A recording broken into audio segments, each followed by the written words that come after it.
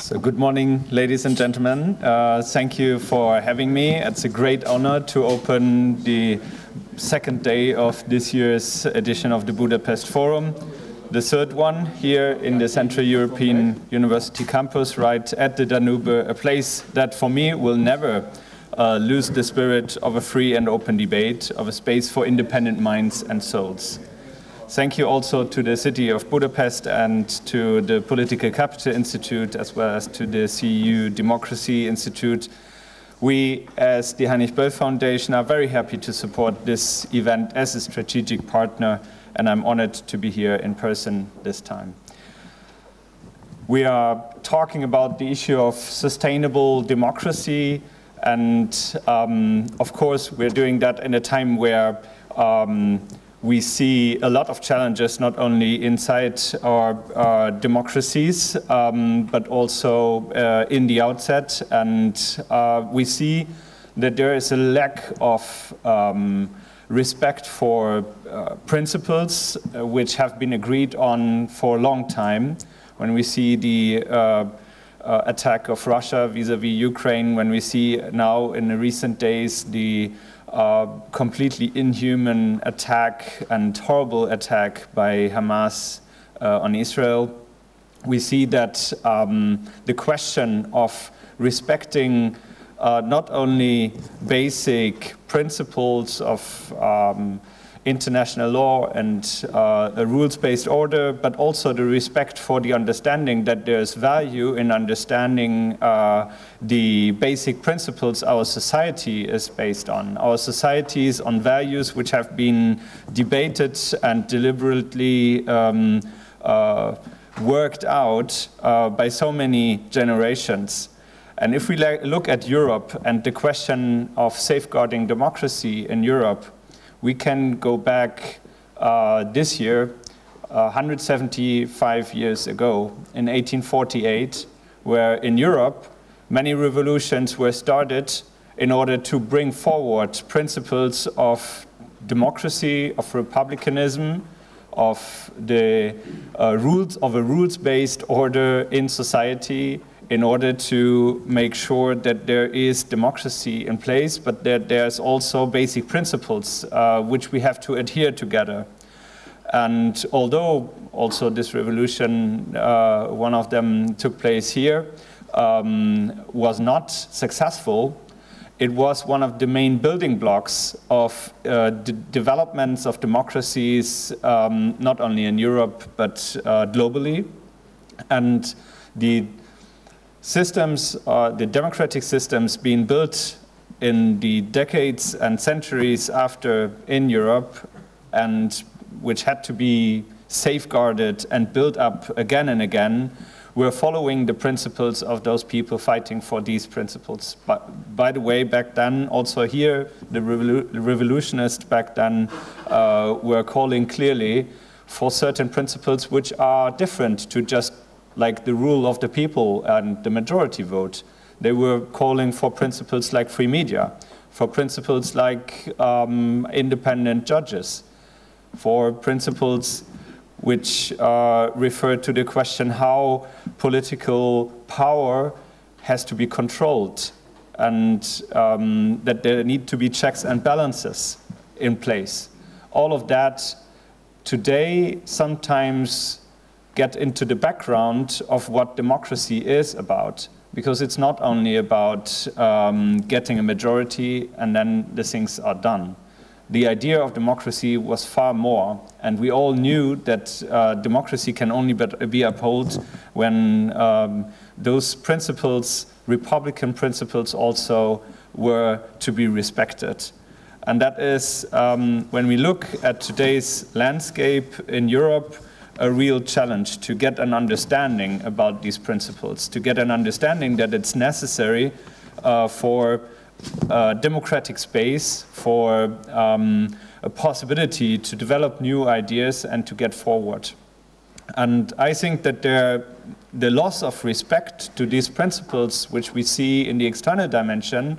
we can also see in the internal dimension at many places, also in Europe. And I can only tell you that, for example, in Germany, where our foundation is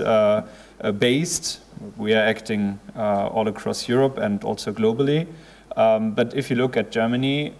a country which is very much built on these principles due to the fact that they needed to be rooted into constitution in even more strict ways after the fascist Nazi government and the terrible experience of the German history. Even there, today, people put in question these principles. And I think it's because many people lose the understanding of what these values and principles are about, and that it's in their own interest and in the interest of a community to hold up to it and to make sure that they are lived by everyone, that there is an understanding that it's necessary to communicate with each other, that there is basic principles of understanding also how we communicate with each other, how we get to decisions, how we also respect the different perspectives which people might have. And looking into the debates taking place also in social media or other media spaces, we can see that there is a lack of understanding on the basic principles of communication with each other. That there is more and more the idea that we are not one community discussing and deciding together, but that there is just enemies fighting each other. And that is really a terrible development where I think that we all carry responsibility, but we need to get back to these common principles and make sure that we agree on it and that we understand it. And that is something which is hard to be achieved in a time like this, where people are also somehow distracted by a lot of other fights going on, which are about substance or feelings, but not about these basic principles.